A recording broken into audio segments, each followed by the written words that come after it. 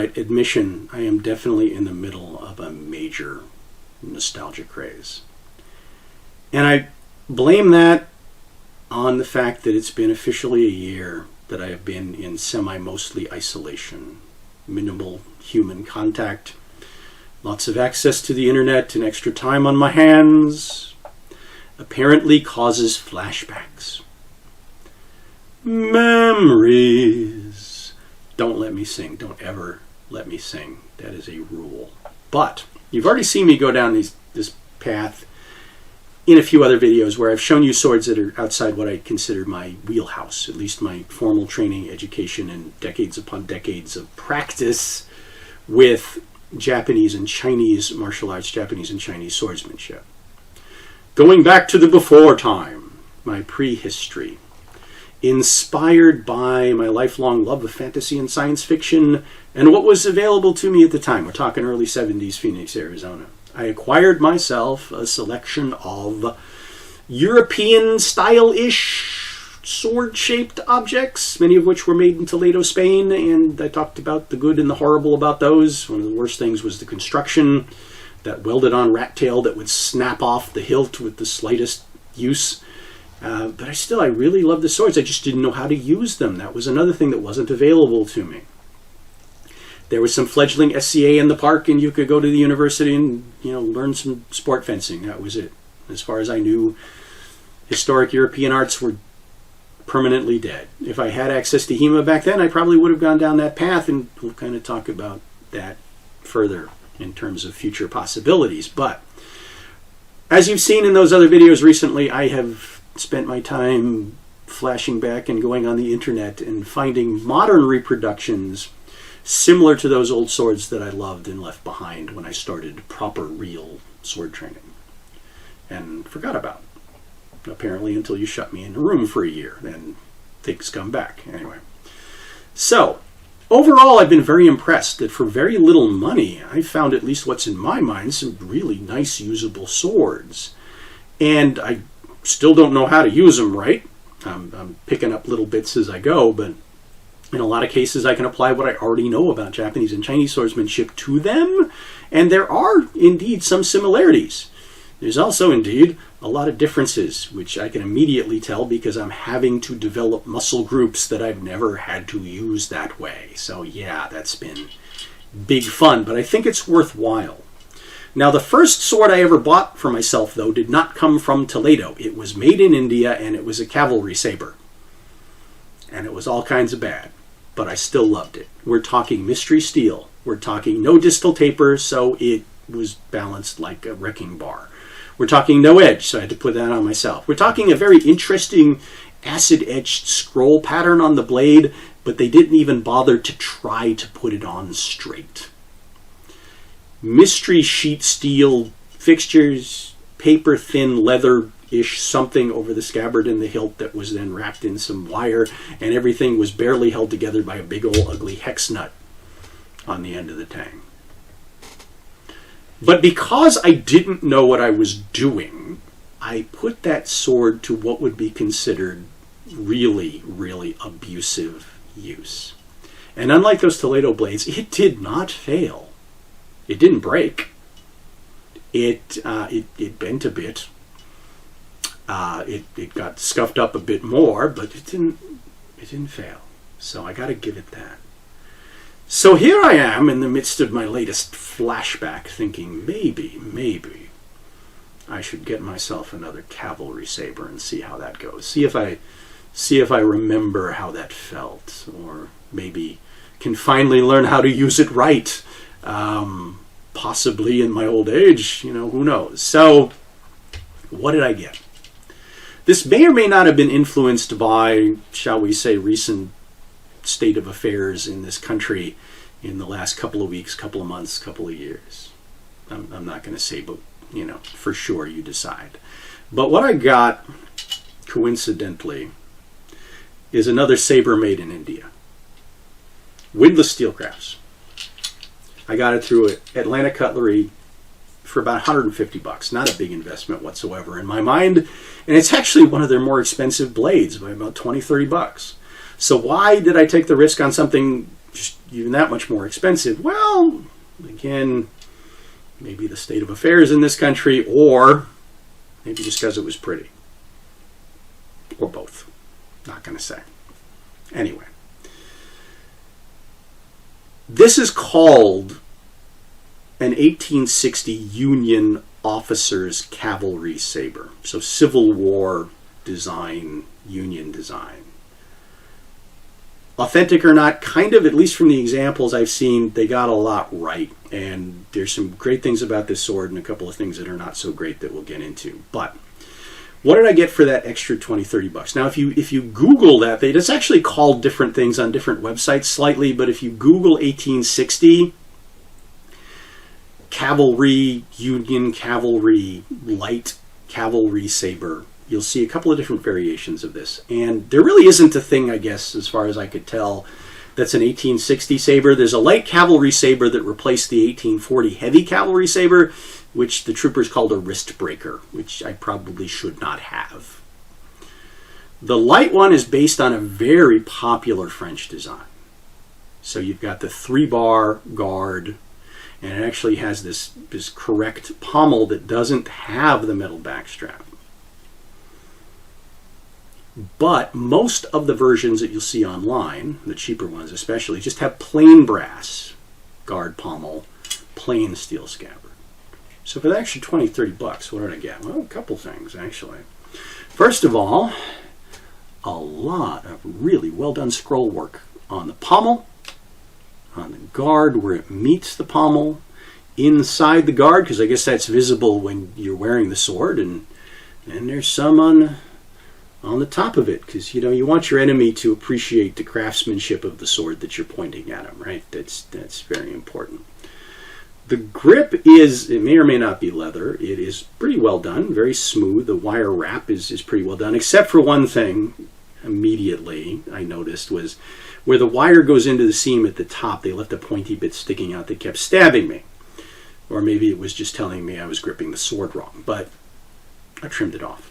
All better now. However, one thing that I still am uncomfortable with is, I've mentioned this before, I have really small hands and my grip is smaller because of the brace, but this grip is strangely, disturbingly skinny to the point where I don't feel like I have good control of the sword.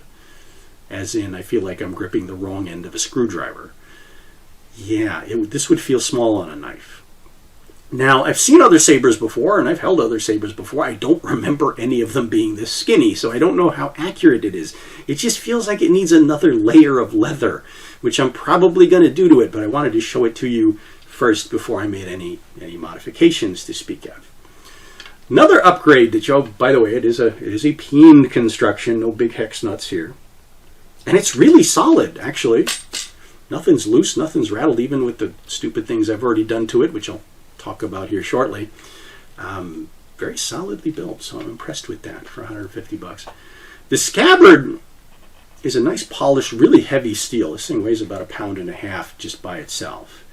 And the other upgrade you get are some really nice, thick, solid brass castings. You've got a scabbard mouth, you've got 2 hangers with some really solid rings, and then the drag shape.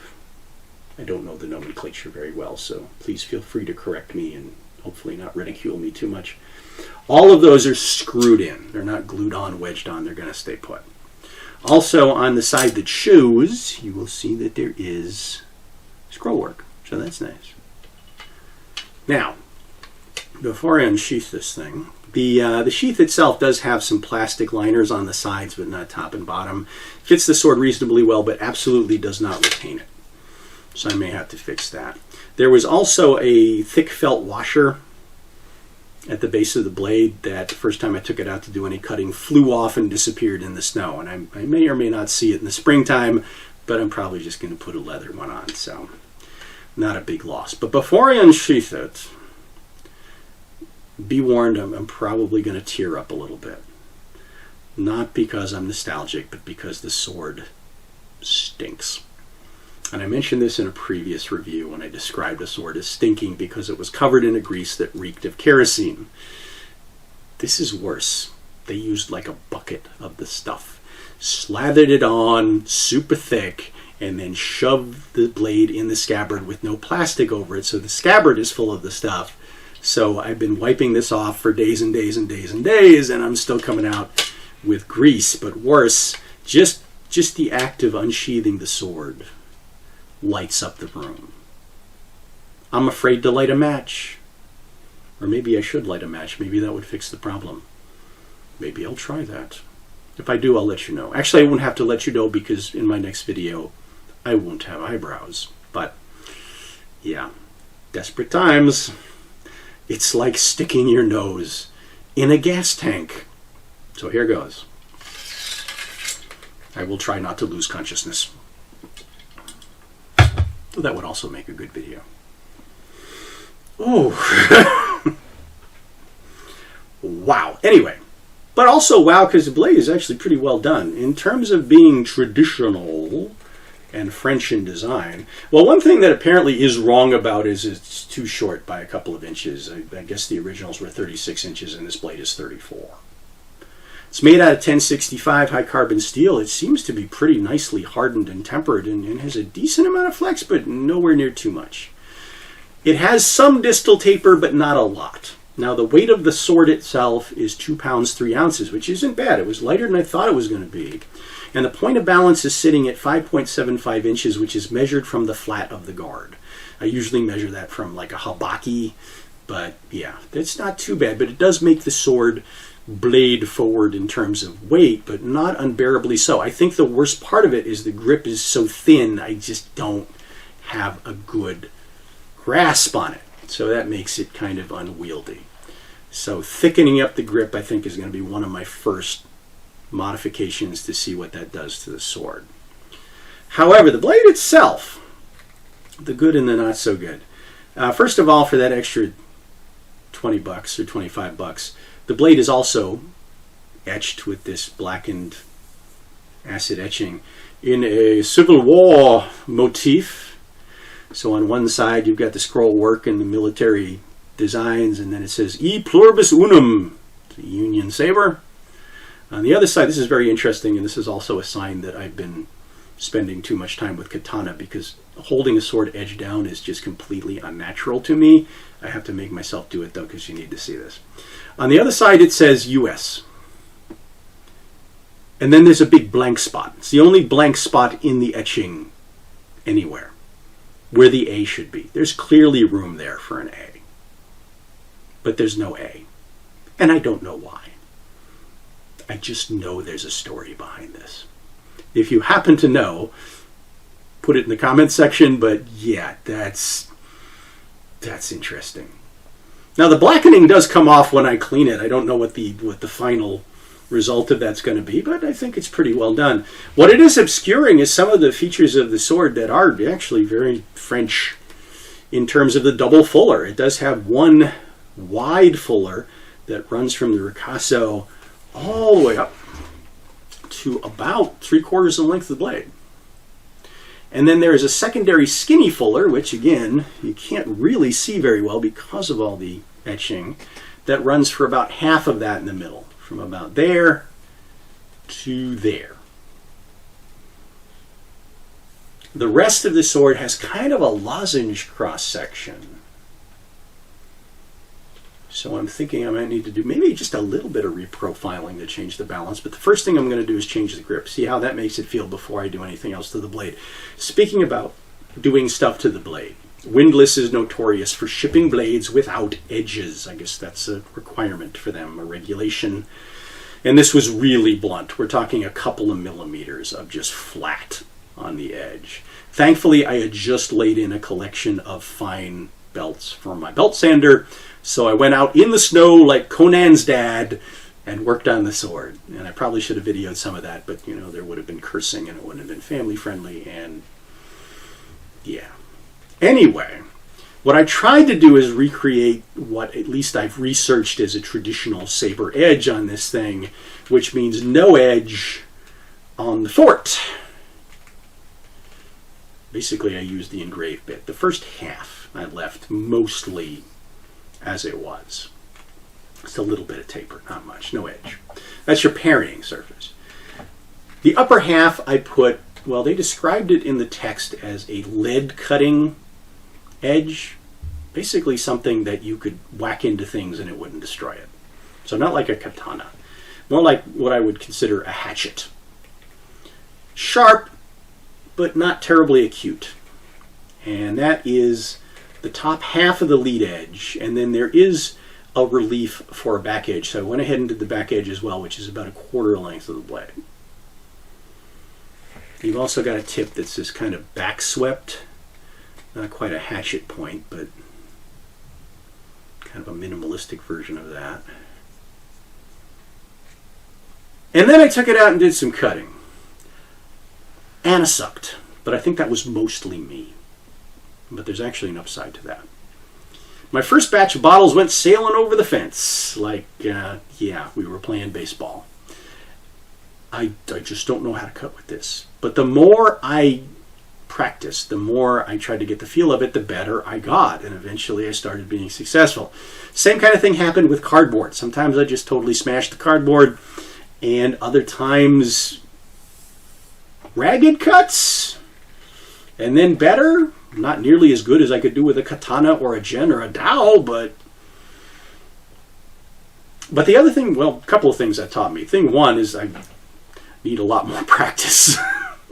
Like I said, there's whole muscle groups that I have not developed yet in terms of being able to use a sword like this that I think are worth developing. Second thing is, bad cutting is usually bad for a sword. I mean, I really whacked it on things, for lack of any better term, and I did no damage to it. No bending, no loosening, no nothing. I didn't even scuff it. So, that's impressive.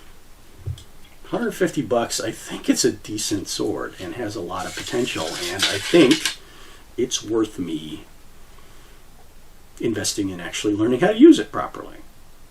So, you're probably going to see me doing a little bit more of this and maybe reviewing a lot of similar swords. Actually, not maybe, I can kind of guarantee it. And you probably already know that if you've caught the Easter egg in the background, which is now clearly visible right through the guard of this sword. So yeah, we'll be looking at that one really soon. And let me tell you, that's even more special. But until then, I hope you enjoyed this one, found it informative, interesting, amusing, even if it's at my expense. And until next time, hope to see you again.